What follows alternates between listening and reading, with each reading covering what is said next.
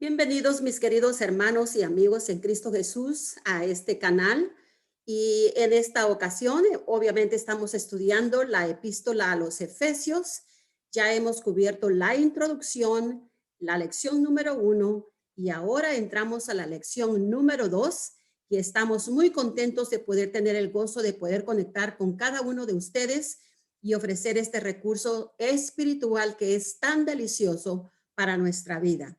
Así es que vamos a prepararnos en este momento para que podamos todos aquí nosotros ponernos a como debemos aquí con las pantallas para poder así seguir el estudio conforme lo estamos programando en cada uno de nuestras hojas que fueron enviadas a ustedes a su email con la lección número 2. Este día estaremos hablando qué tan rico eres, ¿verdad?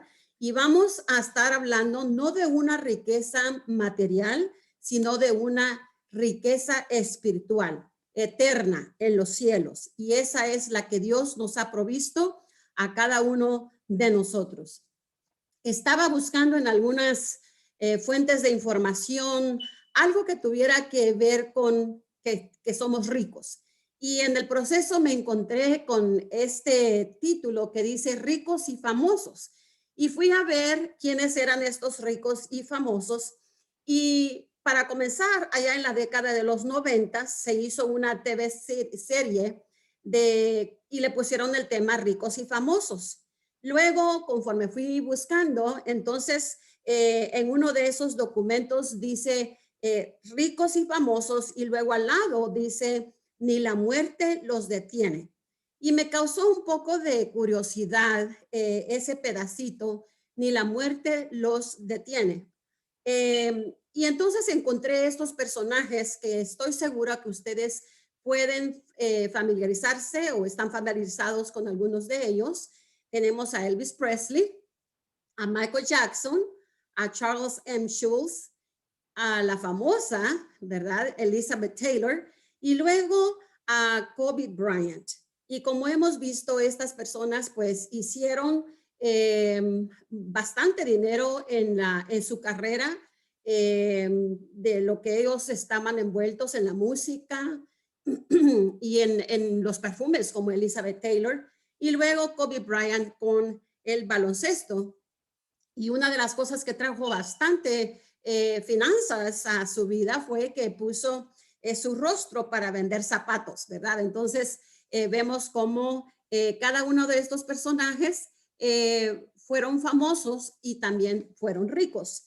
Lo curioso es que dice, ni la muerte los detiene, y no necesariamente a estas personas precisamente, pero el pensar que el ser rico y famoso puede hacer que tengas una vida larga, pues no es algo que realmente es cierto. Llega el momento cuando la persona deja de existir y toda esta riqueza y toda esta fama que se ha obtenido no se la pueden llevar.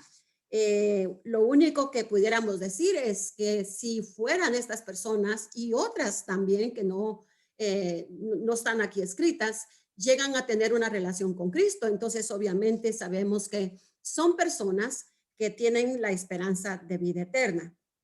Y esto me causó un poquito de curiosidad y empecé a leer, a investigar en cuanto a estos personajes. Ahora, en comparación a Jesucristo, cuando Él escribió su última voluntad, cuando hablamos de su última voluntad, estamos hablando de su testamento, ¿verdad? Para su iglesia. Él nos dejó un testamento, nos dio una riqueza eterna, no terrenal, sino celestial. Una que hizo posible para todos nosotros para que compartiéramos en sus riquezas. Es algo que Dios preparó desde un principio, desde la fundación del mundo y al tiempo que fue real, ¿verdad? Llegó el tiempo de que se culminó esa promesa. Entonces, en el proceso de todas estas cosas, el Señor nos dio la oportunidad para que compartiéramos en sus riquezas. Y Jesucristo pagó el precio más grande para que mediante su muerte y su resurrección obtuviéramos nuestra salvación. Así es que estamos hablando de una riqueza celestial, eterna y no necesariamente temporal ni tampoco terrenal. Dios nos dio el mejor legado que nos pudo haber dejado después que Él resucitó y regresó al Padre. Aquí tenemos que la semana pasada estuvimos viendo 4 doctrinas, las introdujimos, las elaboramos, estuvimos hablando acerca de la doctrina de la elección anticipada que tiene que ver con la predestinación. Hablamos acerca del plan eterno de Dios, la adopción y la santificación.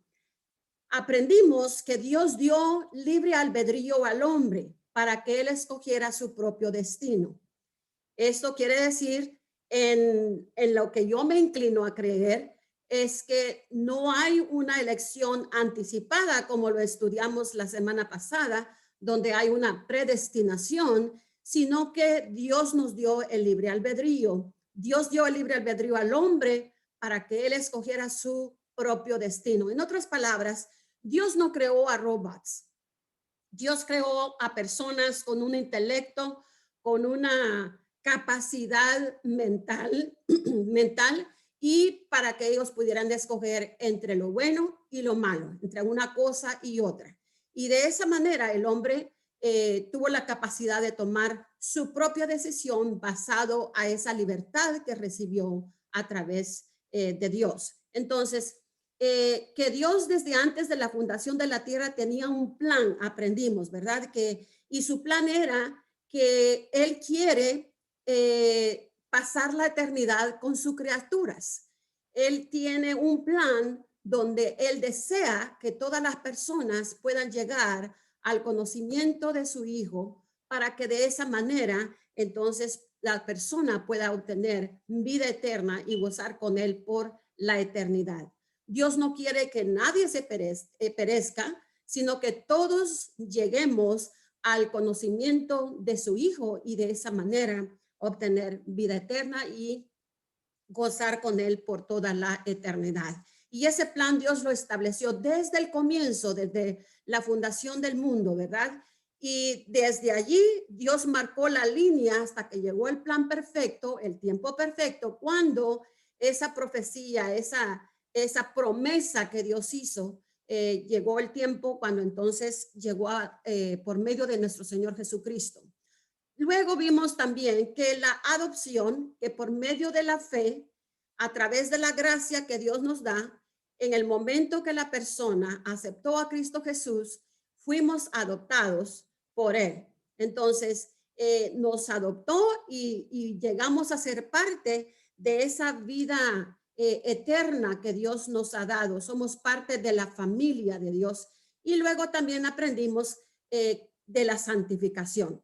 La santificación es algo que toma lugar en la vida de la persona en ese mismo instante que la persona reconoce que es pecador, que dice que reconoce que es pecador y que Cristo es el único que puede darle libertad y vida eterna, reconociendo que Él es el que murió en la cruz del Calvario y que resucitó y que está sentado a la diestra de Dios Padre y que ahora Él es salvo. Entonces, cuando una persona acepta a Cristo, reconoce sus pecados y le entrega su vida, desde ese momento la persona es santificada. Es una santificación que viene para nosotros desde el comienzo que dimos nuestro corazón a Cristo Jesús hasta que Él venga. Así es que aprendimos que la santificación da entonces inicio al mismo instante que rendimos nuestra vida al Señor como Salvador de nuestra vida, y que la santificación es progresiva, es algo que va tomando lugar día con día desde el momento que dimos nuestra vida al Señor, y es progresiva. Todos los días, conforme vivimos en este mundo, estamos siendo santificados por medio de Cristo Jesús.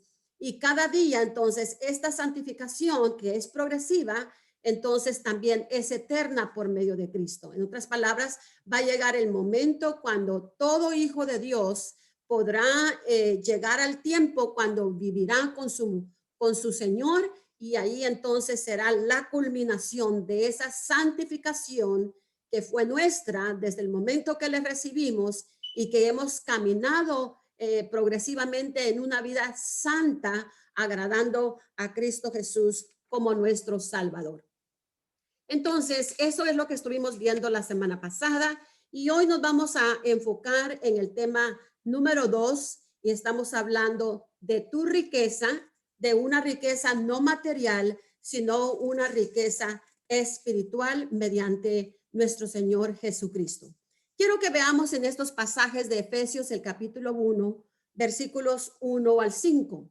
La semana pasada leímos todo el primer capítulo de Efesios y es bueno que lo hagamos, que lo leamos de un solo tiro, como digo yo, y de esa manera empezar a familiarizarnos con los temas que el apóstol Pablo nos presenta en su epístola. La semana pasada, entonces, enfocamos en los primeros 5 versículos y hoy nuevamente los vamos a estar leyendo. Así es que vamos a estar aprendiéndolos, memorizándolos conforme los estamos leyendo. Pero esto es lo que dice el apóstol Pablo en los primeros 5 versículos del capítulo 1. Pablo, apóstol de Jesucristo, por la voluntad de Dios, a los santos y fieles en Cristo Jesús que están en Éfeso. Gracia y paz a vosotros, de Dios nuestro Padre y del Señor Jesucristo. Bendito sea el bendito sea el Dios y Padre de nuestro Señor Jesucristo, que nos bendijo con toda bendición espiritual en los lugares celestiales, en Cristo, según nos escogió en él antes de la fundación del mundo, para que fuésemos santos y sin mancha delante de él en amor, habiéndonos predestinado para ser adoptados hijos suyos por medio de Jesucristo, según el puro afecto de su voluntad. Muy hermosa escritura, donde Pablo declara lo que es, ¿verdad? El acto de amor de Dios para con sus hijos y cómo él ha hecho desde el comienzo de la fundación del mundo. Dios ha estado en busca de sus criaturas para que estos puedan tener la oportunidad de vivir una vida eterna juntamente con él. Vea lo que dice Efesios 1, 5 al 8. Y dice, en amor, habiéndonos predestinado para ser adoptados hijos suyos por medio de Jesucristo, según el puro afecto de su voluntad, para alabanza de la gloria de su gracia, con la cual nos hizo aceptos en el amado, en quien tenemos redención por su sangre, el perdón de pecados, según las riquezas de su gracia, que hizo sobreabundar para con nosotros en toda sabiduría e inteligencia. Vea cómo allí el amor de Dios es lo que conquistó el futuro de todo ser humano, ese amor que él estuvo dispuesto a dar, un afecto que estaba en su corazón, que nació de él, y no que nosotros hayamos humanamente hecho algo para ganarlo, porque en realidad no había nada bueno en el hombre. Fue su gracia la que fue manifestada en ese acto de amor. Y así es como nos lo pone en estos pasajes. Si nos damos cuenta en estos versículos del 5 al 8, el tema que sobresalta o que viene en estos versículos es el tema de la gracia. ¿Y qué es gracia? ¿Verdad? ¿Cómo vemos y cómo funciona esta gracia? En el Nuevo Testamento proviene de la palabra griega que quiere decir charis, que significa favor, dádiva, cortesía. Entonces, la gracia de Dios es lo que movió su corazón para actuar a favor de la humanidad que estaba perdida. Esa gracia nos vio con favor. Esa gracia nos dio una dádiva, ¿verdad? Nos dio un regalo que a nosotros no nos costó absolutamente nada. Y esa gracia se manifestó aquel día cuando Cristo murió en la cruz del Calvario por nuestros pecados. Veamos los siguientes textos para tratar este tema y el que tenemos aquí es Romanos 6, 14. Dice, porque el pecado no se enseñoreará de nosotros, pues no estáis bajo la ley, sino bajo la gracia de Dios. Ya no estamos bajo la ley, estamos bajo la gracia, ese amor salvífico con el que Dios nos adoptó a través de su Hijo. Vea Efesios 2:8, porque por gracia sois salvos por medio de la fe, y esto no de vosotros, pues es don de Dios. Nosotros no hicimos nada, absolutamente nada para ganarnos. Es esa gracia, es algo que nació del corazón de Dios para que nosotros pudiéramos deleitarnos de esta vida en abundancia que tenemos a través de Cristo Jesús. En nuestros libros de nuestra biblioteca tenemos algunos libros y aquí tengo a dos personajes y el primero es Francisco de la Cueva. Este es un famoso escritor y él escribió un libro titulado Doctrina de la Gracia. Y algo que él dice en su libro es que no es la fe la que salva, sino la gracia.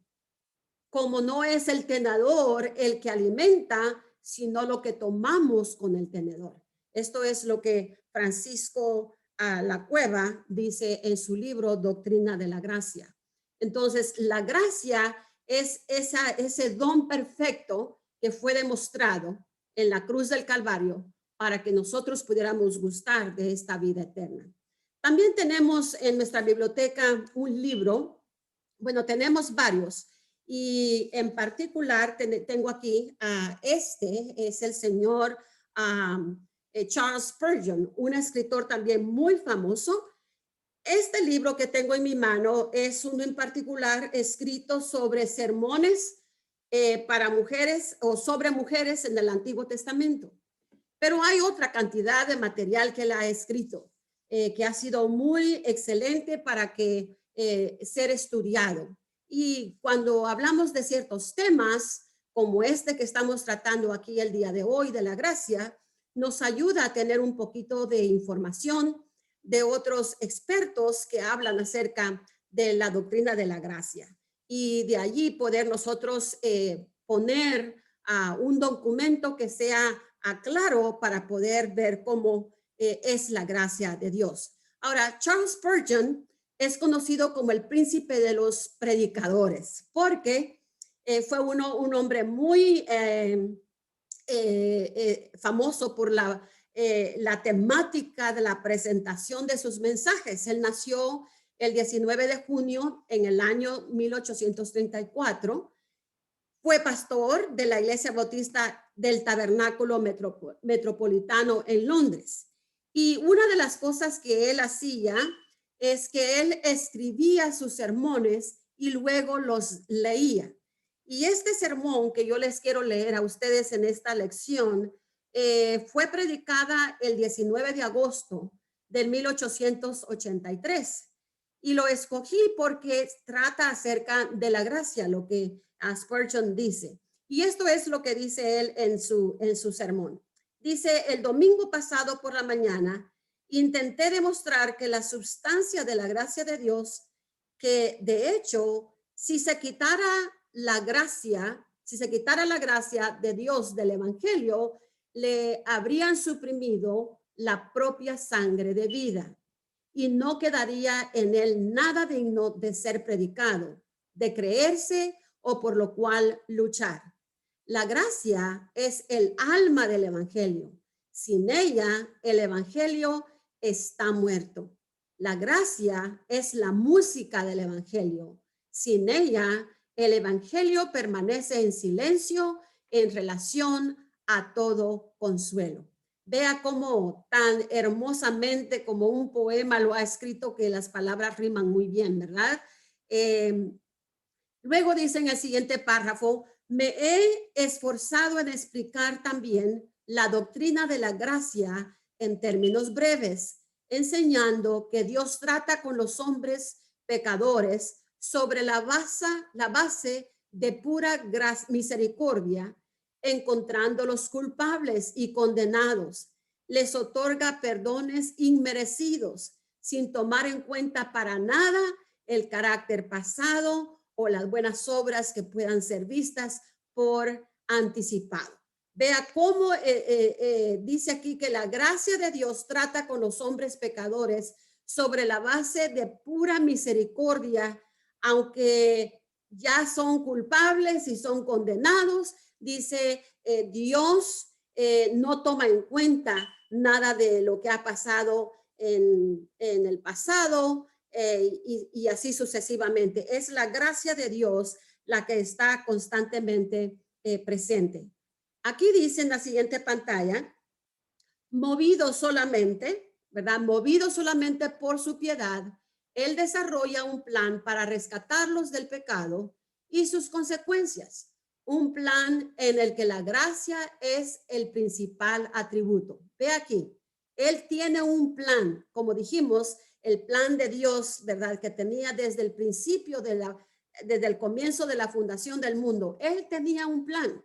Y este plan es con fines de rescatar al hombre del pecado y de sus consecuencias. Un plan en el que la gracia es el principal atributo, lo que mueve a Dios a hacer lo que Él hizo. Como un favor inmerecido, Él ha proporcionado en la muerte de su Hijo una expiación por medio de la cual Él puede conceder su misericordia con justicia. Él acepta a todos aquellos que ponen su confianza en esta expiación, seleccionando la fe como el camino de salvación para que todo sea solamente por gracia. Y ahí es donde vemos cuando hablamos de Gálatas, ¿verdad? Que dice que no es por obras para que nadie se gloríe, sino que es mediante la fe, mediante la gracia en Cristo Jesús. En esto, Él actúa por un motivo que se encuentra dentro de Él mismo y no por ninguna razón encontrada en la conducta del pecador, ya sea pasada, presente o futura. Si yo me miro ante el espejo de estas palabras, claro que tengo que decir que no había ninguna conducta buena en mí que moviera el corazón de Dios, ¿verdad? Que yo motivara el corazón de Dios a actuar en amor, en gracia, como Él lo hizo. No, no hay nada. Este amor que Él demostró fue, dice, que es algo que estaba dentro de Él mismo y a consecuencia que está dentro de Él mismo, entonces Él actuó. No a base de ninguna obra que nadie haya hecho, más el único medio fue que Él encontró amor, gracia en su corazón para que el hombre tuviera un medio de salvación. Entonces dice el señor Spurgeon, intenté demostrar que esta gracia de Dios fluye hacia el pecador desde el pasado más remoto y comienza sus operaciones cuando aún no hay nada bueno en él. Obra en él lo que es bueno y aceptable y continúa trabajando de esa manera hasta que la obra de gracia está completada y el creyente es recibido en la gloria para la que ya ha sido hecho digno de aceptación. Esta gracia no se vence, no se da por vencida, ¿verdad? Esta gracia está siempre presente buscando al pecador y cuando llega el momento que la persona reconoce su condición y cae postrado ante la presencia de Dios, entonces esa gracia que lo alcanza, entonces está completada cuando la persona se entrega a Cristo Jesús. Dice, la gracia comienza a salvar y persevera hasta que todo esté hecho. Desde el principio hasta el fin, desde la A hasta la Z del alfabeto celestial, todo en la salvación es por gracia y solamente por gracia.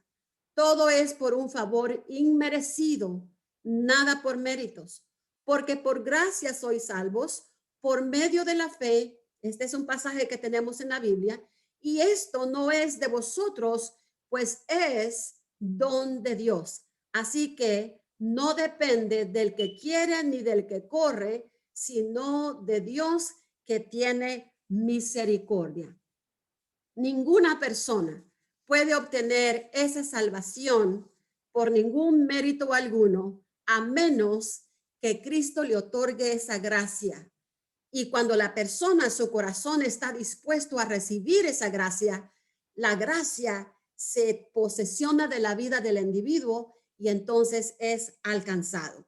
Continúa diciendo, si alguna vez queremos ver a una Inglaterra, y aquí obviamente que usa la palabra Inglaterra porque Spurgeon vivía en esa área. Entonces, nosotros podemos decir que si queremos ver por decir, estado de Texas, puede decir Norte Carolina, su estado donde usted vive, ya puede ser en el centro del país, Centroamérica o Suramérica, usted puede sustituir ahí ese nombre. Si alguna vez queremos ver entonces a una comunidad piadosa y pura, debemos tener entonces una comunidad o un Texas, un Norte Carolina o Sur Carolina evangelizada. Si vamos a sofocar la embriaguez y el mal social, debe ser por la proclamación de la gracia de Dios. Y aquí con estas palabras, el escritor está motivando a la audiencia a la importancia que hay de que tenemos que proclamar la gracia de Dios, ese evangelio que se nos fue dado para que la persona conozca esa gracia que está lista para poseerla, ¿verdad? Y dice, los hombres deben ser perdonados por gracia, renovados por gracia, transformados por gracia, santificados por gracia, preservados por gracia. Y cuando eso llegue a suceder, será el amanecer de la edad de oro. Pero mientras se les enseñe simplemente su deber y se les deje para que lo cumplan por ellos mismos con sus propias fuerzas, es un trabajo en vano. Y aquí es otro reto, ¿verdad? Donde tenemos nosotros que envolvernos en la vida de estas personas que no han conocido a Cristo para que ellos tengan los recursos que necesitan espirituales para contrarrestar y vencer y mostrarles que la gracia de Dios puede ser de ellos también si dan su vida al Señor en el acto de salvación. Entonces, dice aquí, puedes darle de latigazos a un caballo muerto por mucho tiempo sin que se mueva. Necesitarías infundirle vida, pues de lo contrario, todos tus latigazos serán en vano. Y eso es como nos lo pone ahí, aquí el escritor Spurgeon. Continúa diciendo, enseñar a caminar a hombres que no tienen pies es una pobre tarea y lo mismo es instruir en la moral antes que la gracia, la del corazón, el amor a la santidad. Solamente el evangelio les proporciona a los hombres motivo y poder y por consiguiente es el evangelio al que debemos mirar como el verdadero reformador del hombre. Cuando el evangelio llega al corazón de la vida de la persona, entonces toma el acto de salvación, el acto de transformación, regeneración, la gracia de Dios, entonces lo ha alcanzado y por consiguiente nosotros, la Iglesia de Cristo, necesitamos ver la urgencia y la importancia que hay de que nosotros como pueblo de Dios estemos envueltos en esta tarea, en esta orden, mandato que Dios nos dejó. Ahora, la gracia, como nos dice aquí, básicamente es que Dios decide bendecirnos. Él solamente bendice porque le nace de su corazón, ya está en él.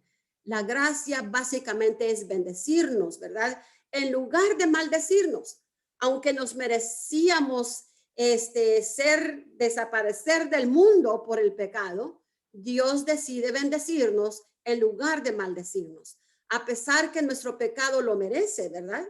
La gracia entonces otorga una bendición que no merecemos. La misericordia retiene un castigo que sí merecemos. Y esa es la forma en la que Dios actúa en amor hacia sus criaturas. Vamos a ver aquí en Hebreos 4, el versículo 16, y veamos cómo nos exhorta a nosotros en la forma que debemos de acercarnos a esta gracia hermosa que Cristo nos ha dado. Dice, acerquémonos pues confiadamente al trono de la gracia para alcanzar misericordia y hallar gracia para el oportuno socorro.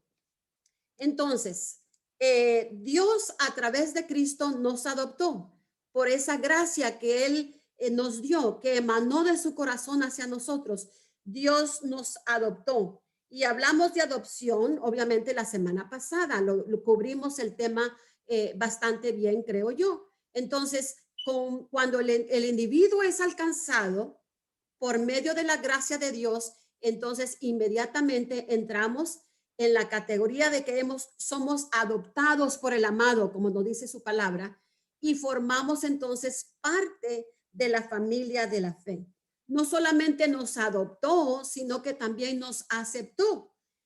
Una aceptación donde Él no demanda nada de nosotros, nos aceptó tal y como nosotros somos. Dios nos tomó en su regazo, nos limpió, nos salvó, nos purificó. Entonces nosotros por nosotros mismos no podemos, ¿verdad? Ser aceptados, pero la gracia de Dios nos aceptó y nos dio esa oportunidad de ser parte de la familia de Dios. Entonces, ve aquí el ejemplo, por ejemplo, de Pablo cuando le escribe a su amigo Filemón en su epístola. Es interesante las palabras que allí Pablo le dice en su epístola a su amigo, le escribe animándolo, por ejemplo, para que acepte de nuevo al esclavo que se había huido de su casa. Onésimo, ¿verdad? Usando el mismo argumento, dice, así que si me tienes por compañero, recíbele como a mí mismo. Y luego continúa diciendo, y si en algo te dañó o te debe, ponlo en mi cuenta. Yo, Pablo, lo escribo de mi mano, yo lo pagaré. Recíbelo como si me recibieras a mí. Es hermoso como el apóstol Pablo, eso es como un paralelo, por decirlo así, entre lo que estamos hablando, de que Pablo responde a favor de este esclavo y le dice a su amigo que lo acepte, que lo reciba, como que si él mismo estuviera recibiéndolo a él mismo. Y eso es prácticamente lo que Dios hizo con nosotros, sus criaturas. A pesar de nuestros pecados, de que le dimos la espalda a Dios, Dios nos recibió, nos libertó, nos perdonó y entonces Él aboga ante nosotros, ante el Padre. Ahora, quiero que también veamos que no solamente nos adoptó, nos aceptó, sino que también nos redimió. La palabra redimir quiere decir comprar y dejar en libertad por el pago de un precio. Se cree que allá habían en el Imperio Romano, habían como 60 millones de esclavos y muchas veces eran comprados y vendidos como si estas personas, ¿verdad? Esclavas, fueran una pieza de mueble. Pero el hombre podía comprar a un esclavo y decidir dejarlo en libertad. Y esto precisamente es lo que Cristo Jesús hizo por nosotros. En su muerte en la cruz del Calvario, Él nos compró, nos redimió. Él pagó una dote por nosotros y esa dote fue bien costosa. Fue su misma muerte, su sangre vertida en la cruz del Calvario para que nosotros entonces pudiéramos gozar de esta libertad. Él nos dejó libres, ¿verdad? Dice, por ejemplo, allí en Primera de Pedro 1:18, que con el precio de su misma sangre, Él nos compró y nos libertó. Esto quiere decir que fuimos libres de la ley. Puede usted buscar ahí en Gálatas 5:1. No solamente fuimos libres de la ley, pero también libres de la esclavitud del pecado. Romanos 6. De toda esa pecado inmundo que nos tenía esclavizados, Dios nos libertó de la esclavitud del pecado y nos hizo libres del poder de Satanás y del mundo.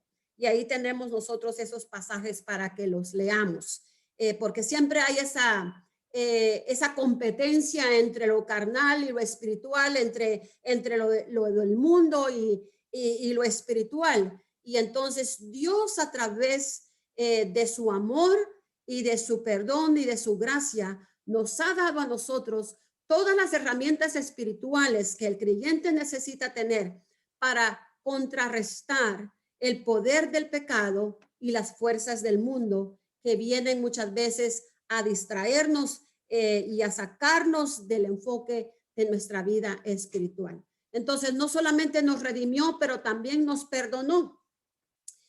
La palabra perdonarnos quiere decir para llevarse. Cuando Él nos perdonó, Él se llevó nuestros pecados. Esto me recuerda el ritual en los días de la expiación de los judíos, cuando el sumo sacerdote tomaba, por decir, 2 chivos, 2 cabras, ¿verdad? Y luego ese detalle lo puede ver usted ahí en Levíticos, el capítulo 6, cómo era ese acto ceremonioso cuando llegaba el día de la expiación de los pecados para el pueblo de Israel. Y entonces el sumo sacerdote agarraba a uno de los chivos y lo mataba, y luego su sangre era rociada sobre la mesa de la propiciación. Y ahí entonces tomaba lugar una ceremonia donde el sumo sacerdote oraba e intercedía al Padre por los pecados de Israel. Luego el segundo chivo, que era parte de la celebración, ¿cómo se dice? De la expiación. Entonces este chivo era llevado hacia adentro del desierto y allá lo dejaban a que se perdiera en el desierto, y eso significaba que cuando él se perdía en toda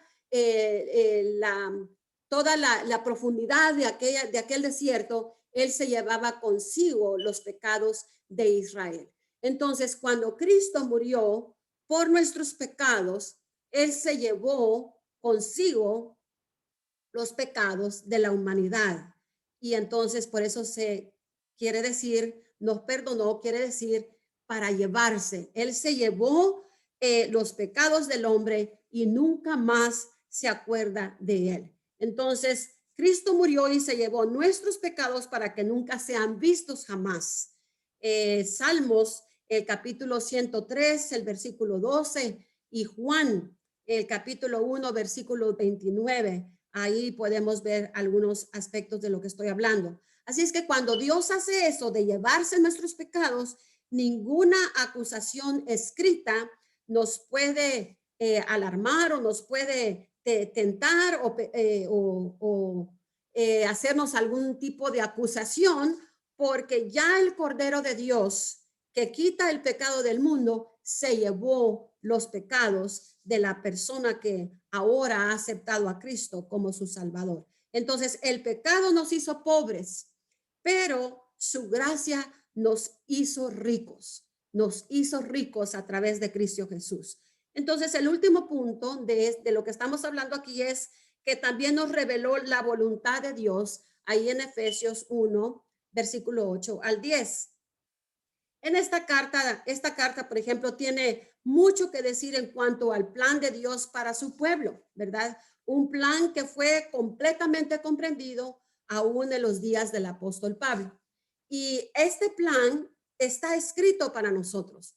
Y todo lo que tenemos que ser es ser cristianos de la Biblia, personas que se comprometen a leer su palabra día a día para que nosotros podamos descubrir ese plan que dejó revelado en su palabra para que seamos conocedores del plan perfecto que tiene para la humanidad. Y conforme nosotros estemos estudiando a través de esta epístola, vamos a encontrar muchas cosas que Dios nos ha revelado a través de ella.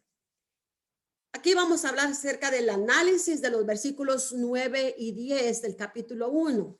Y Efesios 1, 9 y 10 nos dice, dándonos a conocer el misterio de su voluntad según su beneplácito, el cual se había propuesto en sí mismo de reunir todas las cosas en Cristo en la dispensación del cumplimiento de los tiempos, así que las que están en los cielos como las que están en la tierra.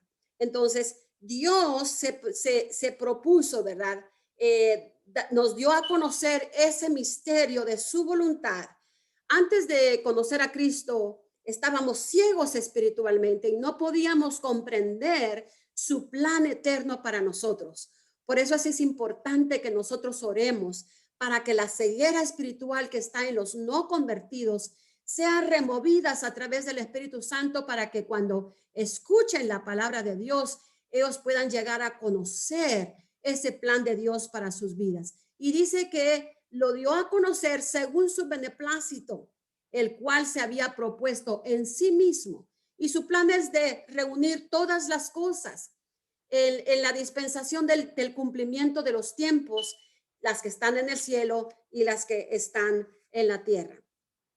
El tema aquí, por ejemplo, la frase, voy a decir la frase que aparece aquí en nuestra pantalla, misterio, no tiene nada que ver con algo espeluznante. Quiere decir secreto o algo que es sagrado, pero que una vez estaba escondido, pero ahora ha sido revelado por parte de Dios para sus hijos. Imagínense cómo usted y yo gozamos de esta palabra hermosa que fue revelada a través del Espíritu Santo a esas personas que él usó. Y aquí uno de ellos es el apóstol Pablo, para que nosotros podamos descubrir toda esta verdad que Dios inspiró para que nosotros seamos conocedores de su plan perfecto. Nosotros entonces, los hijos de Dios, somos parte de un círculo íntimo. Antes, porque éramos foráneos, extranjeros a causa del pecado que nos dividía, nos separaba de Dios, estábamos aparte, pero a consecuencia de que hemos llegado a conocer a Cristo, ahora somos parte de un círculo íntimo donde Él se deleita con vivir con sus criaturas, y que ojalá nosotros en este caminar, en esta jornada llamada fe, que nosotros nos deleitemos en estar en su presencia de igual manera. Entonces, ahora compartimos la gracia de Dios, la gloria de Dios, porque somos un círculo íntimo, ya no somos foráneos o extranjeros, compartimos la gloria de Dios, las riquezas de Dios, y un día Él vendrá a unir todas las cosas en Cristo Jesús. El pecado ha tratado de destruir y hacer toda clase de situaciones para traer dolor y tristeza al corazón de la humanidad, al corazón del hombre, pero Cristo viene a enmendar lo que está roto a causa del pecado. Vea, por ejemplo, el dolor y la tristeza, las situaciones que estamos enfrentando en nuestro mundo, donde personas están haciendo daño unas a otras, la gente está muriendo a consecuencia del pecado, donde sus vidas, el aliento de vida es arrancado de sus cuerpos, y esa consecuencia del pecado, de la maldad que se ha desparramado en el mundo. Pero Dios, en su infinito amor, Él viene a enmendar lo que el pecado ha querido pervertir. Entonces, el tema que el apóstol Pablo quiere destacar en estos versículos 9 y 10 es la autoridad de Cristo. Esta autoridad donde Él traerá a las personas judíos y gentiles bajo una misma línea de autoridad. Únicamente Dios es capaz de hacer estas cosas. Podemos nosotros humanamente contribuir a que no hayan discordias y rupturas entre una raza y otra, pero el pecado que está acechando a la humanidad el día de hoy es uno que únicamente Cristo Jesús, a través de su gracia, puede enmendar esos corazones. Entonces, es serio lo que estamos pasando como nación, como mundo, pero Cristo tiene el poder. Vamos a ver los versículos aquí cuando dice acerca de la autoridad de Cristo unifica, y ese es lo que estamos hablando, donde Dios une a gentiles bajo una sola línea de autoridad. Aquí vamos a hablar acerca de Efesios 1, 9 y 10 otra vez, pero lo vamos a ver en dos versiones diferentes. Por ejemplo, en el NIV que es la versión la más popular que la gente a veces lee. A mí me gusta leer la antigüita, que es la Reina Valera 1960. Pero este pasaje nos dice que Él nos hizo conocer el misterio de su voluntad conforme el buen propósito que de antemano estableció en Cristo para llevarlo a cabo cuando se cumpliera el tiempo. Esto es reunir en Él todas las cosas, tanto las que están en el cielo como las que están en la tierra. Veamos la otra versión de Dios habla hoy. Dice, y nos ha hecho conocer el designio secreto de su voluntad. Él en su bondad se había propuesto realizar en Cristo este designio e hizo que se cumpliera el término que había señalado. Y este designio consistente en que Dios ha querido unir bajo el mandato de Cristo todas las cosas, tanto en el cielo como en la tierra. Así es que lo dicen igual, únicamente unas palabras escritas diferentes, pero es el mismo mensaje. Ahora, Gálatas nos dice, pero cuando vino el cumplimiento del tiempo, Dios envió a su Hijo, nacido de mujer y nacido bajo la ley, para que redimiese a los que estaban bajo la ley, a fin de que recibiéramos la adopción de hijos. Recordemos que Dios nos ha venido hablando y revelándose a la humanidad desde el comienzo, cuando creó al hombre. Dios se reveló a través de los padres de la fe. ¿Quiénes son estos? Abraham, Isaac y Jacob. Dios se reveló a su pueblo mediante los profetas. Pero acordémonos que el último profeta, Malaquías, pasaron 400 años y ya no hubo voz profética para cuando llegó el Nuevo Testamento. Cuando llegó, por ejemplo, Juan el Bautista. 400 años de silencio, ya no hubo voz profética, una voz que hablara a la humanidad. Y Dios a través de todos estos tiempos había estado hablando, pero entonces nos dice que en el cumplimiento del tiempo Dios envió a su Hijo, en el tiempo que fue de Dios. En hebreo nos dice que en los postreros días, en los días anteriores, nos había hablado a través de los profetas, de nuestros padres, pero ahora nos ha hablado a través de su Hijo. Y entonces el evangelio mismo vino a la tierra para que el hombre pudiera ser alcanzado mediante la gracia de Cristo Jesús. Entonces Dios reunirá todas las cosas y las pondrá bajo la autoridad de Cristo. Dios, recordemos que en el Antiguo Testamento la era de Dios era en el Antiguo Testamento. Él hablaba a sus profetas y ellos comunicaban esa voz, ese mensaje al pueblo. Luego, cuando llegamos al Nuevo Testamento, podemos decir que es la era de Jesucristo, porque en el cumplimiento del tiempo, Dios envió a su Hijo nacido de mujer. Cuando Jesucristo muere en la cruz del Calvario y resucita, Él regresa al Padre y dice la palabra que está sentado a la diestra de su Padre. Y entonces vino el Espíritu Santo y entonces ahora en este día, en estos tiempos, desde la venida del Espíritu Santo, estamos viviendo bajo la era del Espíritu Santo que habita en cada corazón de las personas que le han recibido. Ese poder que habita y que constriñe el corazón, lo compuje a que el pecador se arrepienta. Y ese es el poder del Espíritu Santo. Entonces aquí dice, Dios reunirá todas las cosas y las pondrá bajo la autoridad de Cristo. Creo que esto es algo hermosísimo que le trae deleite al Padre de saber que todo lo va a poner, ¿verdad?, bajo la autoridad de Cristo, su Hijo, porque Él pagó un precio enorme para rescatar a la humanidad y por lo tanto Dios se va a placer, va a tener contentamiento de poner todo bajo la autoridad de su Hijo. El término griego exousia significa autoridad delegada. Eso quiere decir que el Padre le está delegando autoridad a su Hijo. Acordémonos que Jesús decía, mi Padre y yo somos una sola cosa, pero yo no hago nada sin que el Padre, ¿verdad?, lo sepa y estén de acuerdo. Entonces, esta autoridad es una autoridad que es delegada a Jesucristo por medio de su Padre. Vea Mateo, lo que nos dice ahí el versículo 28, el versículo 18, y dice, y Jesús se acercó y les habló diciendo, toda potestad, que quiere decir autoridad, autoridad exousia, me es dada en el cielo y en la tierra.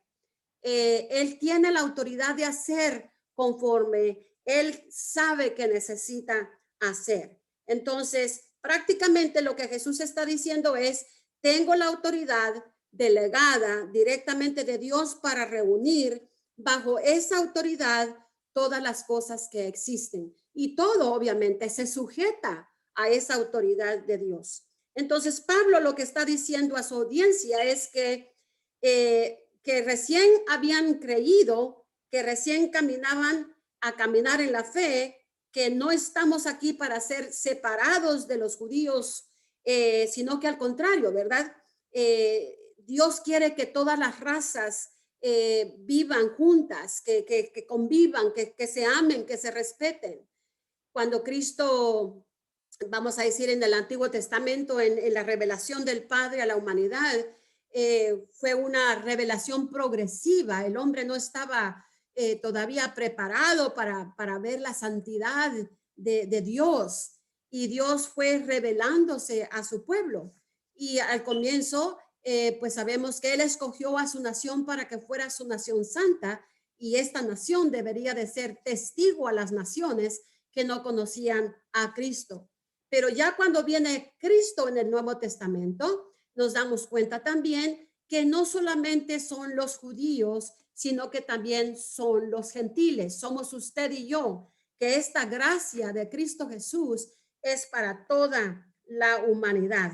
Así es que lo que está diciendo Pablo a su audiencia, que recién habían creído acerca de Cristo Jesús, que recién estaban comenzando a caminar en esa fe, que no estaban aquí para estar separados de los judíos, sino que al contrario, Cristo vino a reunir a los judíos con los que no son judíos o con los que son gentiles. Y lo mismo podemos decir de nosotros el día de hoy.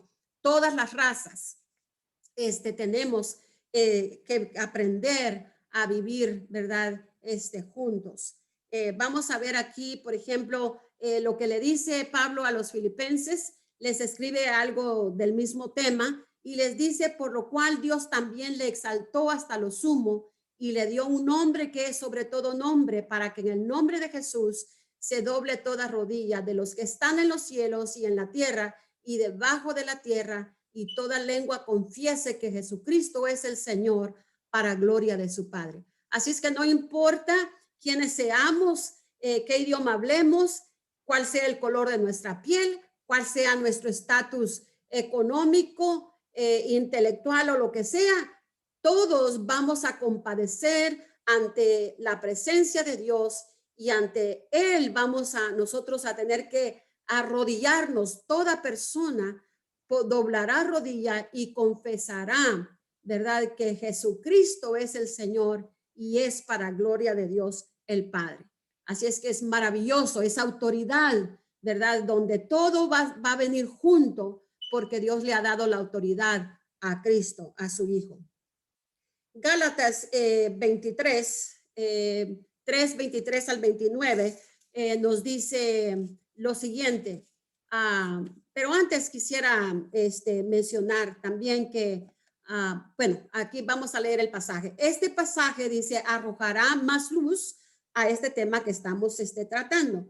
Cuando dice, pero antes que viniese la fe, estábamos confinados bajo la ley, encerrados para aquella fe que iba a ser revelada, de manera que la ley ha sido nuestro ayo para llevarnos a Cristo, a fin de que fuésemos justificados por la fe. Me encanta este pasaje, como lo pone el apóstol Pablo aquí a los Gálatas, cuando lo dice que antes que viniese la fe, estábamos confinados bajo la ley. Estábamos encerrados para aquella fe que iba a ser revelada. Y dice, de manera que la ley ha sido nuestro ayo para llevarnos a Cristo a fin de que fuésemos justificados por la fe. Ahora, dicho de otra manera, cuando hablamos de la ley fue nuestra tutora hasta que vino Cristo. Y cuando vino Cristo, entonces, la ley nos protegió hasta que se nos declaró justos ante Dios por medio de la fe. Y ahora que ha llegado el camino de la fe, ya no necesitamos que la ley sea nuestra tutora. Recordemos que Dios dio la ley para que fuera una guía, una tutora, que mostrara o proveyera guianza para el diario vivir de la gente de aquel entonces. Y esa era por lo que la gente se regía en su diario vivir. Me hace recordar de aquel incidente cuando aquella mujer que es encontrada en el acto de adulterio. Y entonces dicen los hombres, aquí tenemos a esta mujer y la hemos encontrado en el acto de adulterio. Y la ley de Moisés dice que debe de ser apedreada. Pero bien, en ese momento, cuando está sucediendo esta escena, Jesús no dice una palabra. Recordemos que la ley en aquel entonces era la tutora hasta que vino Cristo. Y en ese acto, Cristo Jesús no dijo ni una palabra. Alguien dice que mientras estos hombres estaban a punto de lanzar las piedras hacia esta mujer, que mientras esa escena tomaba lugar, así por decirlo, que Jesús estaba escribiendo en la tierra y que se llega a creer que lo que estaba escribiendo eran los 10 mandamientos. En el proceso, cuando aquellos hombres están viendo lo que Jesús escribe, si fuera ese el caso, se dieron cuenta que ellos tampoco estaban cumpliendo con la ley. Entonces Jesús le dice a esta mujer, ¿dónde están los que te acusan? Y entonces aquella mujer, me imagino temblorosa, no sé, en su momento, como ella se encontraba, ella le dice, no están, se han ido. Y entonces Jesús, por medio de ese amor, de esa gracia, le dice a la mujer, ni yo te condeno, vete y no peques más. ¿Se da cuenta? La ley era la tutora, pero ahora, mediante Cristo, ahora nosotros caminamos en la fe y ya no estamos bajo la ley que antes regía a la humanidad. Vamos a ver aquí en esos pasajes los versículos 11 y 12. Nos dice que en Cristo tenemos una hermosa herencia, una herencia que todos nosotros podemos gozar porque Él nos ha hecho partícipes de esa herencia. Y no solamente somos herencia, sino que también, no solamente tenemos herencia, sino que somos herencia. ¿Se imagina usted que nosotros somos herencia de Cristo porque Él nos lavó con su sangre preciosa? Dice que somos de gran valor para Él. Y pongámonos a pensar, Él pagó una cantidad enorme, de mucho valor, de un costo enorme para que nosotros pudiéramos gozar de esta vida eterna. Por lo tanto, somos de gran valor para Él. Y Dios el Hijo es el regalo de amor de Dios para nosotros, porque Él nos ama, porque de tal manera amó Dios al mundo, dio a su único Hijo, para que todo aquel que en Él crea no se pierda, mas tenga vida eterna. Y dice que somos el regalo de amor de Dios para su Hijo. Ahora que hemos sido alcanzados por la gracia de Dios, entonces nosotros somos el regalo de Dios para su Hijo. Nosotros somos esas criaturas de las que Él se deleita en saber que su muerte no fue en vano. Y entonces la iglesia es el cuerpo de Cristo. Todos nosotros que hemos sido lavados y purificados en la sangre de Cristo Jesús, formamos la iglesia, el cuerpo de Dios, ¿verdad? Y un día Cristo vendrá por su iglesia. Él vendrá por su novia, vendrá por su esposa. esta esposa debe de esperarlo y dice que viene por su novia y que viene buscando que esta novia sea sin mancha, sin arruga y sin contaminación. Y por lo mismo, nosotros como pueblo de Dios necesitamos todos los días prepararnos para ser esa novia preciosa que Cristo viene al encuentro, viene a buscar, y nosotros saldremos a buscar a nuestro amado. También dice que la futura herencia de Cristo está envuelta en su iglesia, que compró a precio de sangre, y por lo tanto somos herederos juntamente con Cristo. De toda esa gracia, de toda esa gloria, de toda esa riqueza, somos herederos juntamente con Cristo. Aquí ya para casi concluir, los versículos 13 al 14 nos dicen que hemos sido sellados. En estos pasajes, dice que el sello es una referencia metafórica al sello que se colocaba sobre un trozo de cera que se vertía sobre un documento para autenticar, legalizar o dar legitimidad oficial y otorgar protección con la marca exclusiva del poder que representaba. Entonces, eso es lo que hacía entonces el sello, que somos sellados. Es un sello que fue dado a nosotros aquel día cuando le dimos nuestra vida a Cristo Jesús, y entonces el Espíritu de Dios vino y nos selló y tomó posesión. Ahora nosotros le pertenecemos. Así es que somos sellados por su Espíritu. Los billetes, por ejemplo, que emiten los diferentes países llevan un sello que los legaliza oficialmente y además les provee de garantía y protección contra los falsificadores que pretenden adulterarlos, porque es un sello que nadie puede borrar ni copiar. Entonces, aún en la ganadería, como usted ya lo sabrá, se emplea un sello especial para que cada propietario emplee poner una marca de fuego que lo hace imborrable y que permanece para toda la vida, por ejemplo, en este caso el ganado. Entonces, esta marca indica que esos animales son de su propiedad. Entonces, cuando hablamos nosotros del sello del Espíritu Santo, eso es lo que estamos diciendo. Cuando Él nos selló con su sangre, somos propiedad de Cristo Jesús. Le pertenecemos a Él completamente. Y aquí, cuando dice recibimos las armas de nuestra herencia, las arras quiere decir garantía. Las arras del Espíritu expresan una verdad similar por este motivo que digo aquí, por ejemplo, de Segunda de Corintios, el capítulo 1, donde habla acerca de una doble confirmación que el cristiano recibe, y la doble confirmación es que es sellado y que recibe las arras, ¿verdad? Las arras que son nuestra herencia. Entonces, cuando decimos nosotros que es una doble confirmación, que es la seguridad de nuestra salvación eterna, que nos ha sellado y nos ha dado las arras del Espíritu en nuestros corazones. Y una vez que es nuestra, nadie nos lo puede quitar.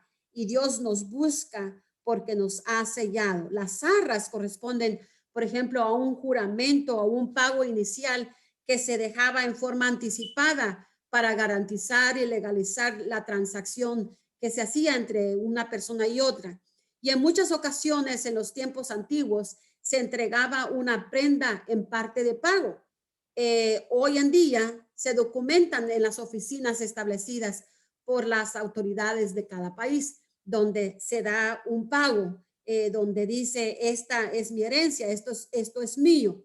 Entonces, utilizando el lenguaje de aquella época, podríamos nosotros parafrasear en nuestros tiempos modernos que cuando compramos una casa, por ejemplo, pagamos por ella, obtenemos las arras, la escritura oficial que nos reconoce legítimamente ante las autoridades que somos propietarios de esa casa.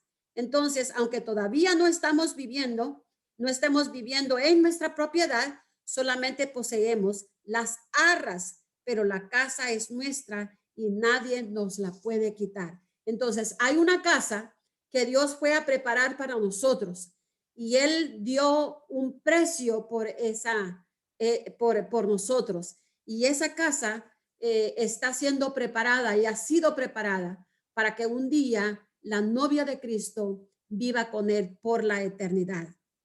Le dice un día Felipe a Jesucristo, enséñanos, muéstranos al Padre. Y entonces Jesús le responde y le dice, ¿cuántas veces tienes que estar conmigo para que tú conozcas al Padre? Y entonces también les dijo otras palabras, les dijo como por ejemplo, en la casa de mi Padre muchas moradas hay. Si no fuera así, yo os lo hubiera dicho. Pero voy pues a preparar lugar para vosotros, para que donde yo esté, vosotros también estéis. Y esa es la esperanza que tiene el cristiano, la novia de Cristo, de vivir con Él por toda la eternidad hasta que Él venga por su iglesia. Así es que mientras estamos aquí, necesitamos nosotros trabajar